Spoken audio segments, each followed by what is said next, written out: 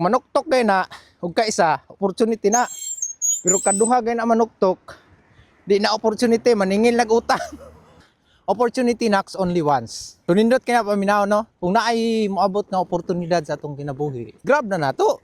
Kadaghanan man gud sa ato pag naay opportunity nga moabot, kadalasang iingon jud, sunod na. Pag naa na sa moabot isa, sunod na, taas pa kayong panahon. Kadalasan jud aran hitabo ka ng mga ulitaw, mga single pa, may pamilya. Ang nindot biya gid no para sa kuha since naa na jud ko dire. Ang nindot jud nga manhi ka dire, mag-abroad ka, trabaho ka sa OFW. Mas nindot nga ulitaw pa ka or wala pa kay gihuna-huna maliban sa imong ginikanan ingon ana. Kay ma-enjoy jud nimo. Syempre naa man ginang pagtabang sa atong ginikanan.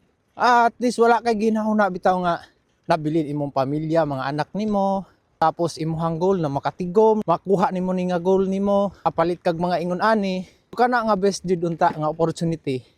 Ulitaw pa ka, dalaga pa ka, kung maabot gina sa imuhang nga opportunity nga ingon ana, i-grab na na. Kadalasan sa mga nahitabo, ay pa na mangurso, kung pamilyado na, diha na dayon magkara-kara. Unang kadalasan mga mag-abroad, di gina mawadag utang, ay makaanhi dire. Diha gini mo maingon nga may palagi sa una ning abroad na jud ko ato, may palagi sa una ning langyaw na gid ko ato. Diha nimo mahuna-huna ba, diha nimo ma-realize. Sayo pa bata pa, na kung kaplano man kag ingon ani, kumbati na. At least less pang imuhang mga obligasyon bitaw. Kana moy ako ang na realize nako.